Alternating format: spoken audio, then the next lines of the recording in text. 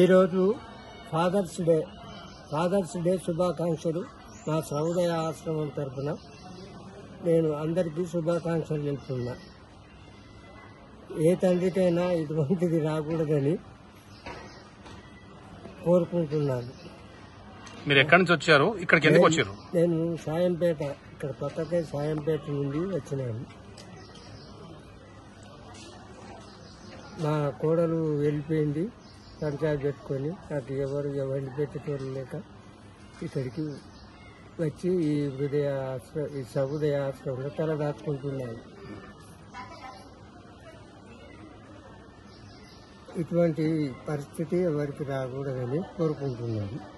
మీ కొడుకులు లేరా? ఉన్నారు. ఆ కోడలు విడిచిపెట్టిపోవడం కొడుకు మెంటల్ అయిపోయింది. అతనికే ఎవరు వండి పెట్టేటోడు లేరు. నాకు ఇక ఆయన ఏం వండి పెట్టాడని నేను వచ్చి ఇక్కడ ఉంటున్నా. ఒక 3 గుంటల ఖాళీ స్థలం ఉండగా అది మా అన్న కొడుకులు తీసుకొని ఇస్తాను. అది ఏం తిండికి లేక ఇక ఇక్కడికి వచ్చిన. ఈరోజు ఫాదర్స్ డే సందర్భంగా ఏం చెప్తారు? ఫాదర్స్ డే సందర్భంగా ఎవరికి ఇటువంటి గతి రాకూడదని కోరుకుంటున్నాను. ఏదైనా కానీ కొడుకును మంచిగా చూసుకోవడం మంచిది.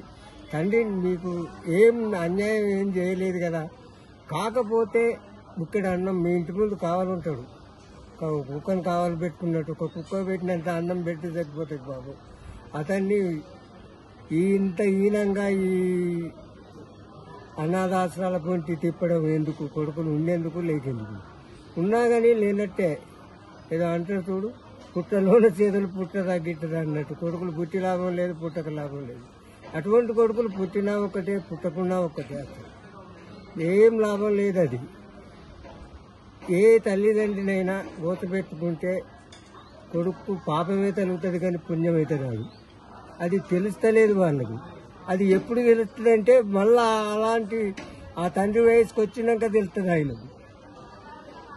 అది వరదానికే తెలియదు. ఇప్పుడు ఏందో అనుకుంటాడు. కానీ ఇప్పుడు అందరికంటే మొదలు తల్లిదండ్రి తర్వాతనే భగవంతుడు, భగవంతుని తర్వాతనే గురువు. వీళ్ళందరూ తర్వాతనే తప్పితే తల్లిదండ్రి కంటే మొదలైతే కాదు.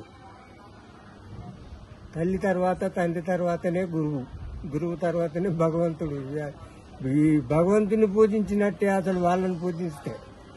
ఇప్పుడు వెనకట రామారాజ్యం అనేది ఉన్నది. ఆ రాజ్యం అప్పుడు ఎట్లా జరిగిందో అట్లా జరగాలని ఈ కొడుకులను కోరుకుంటున్నాను నేను.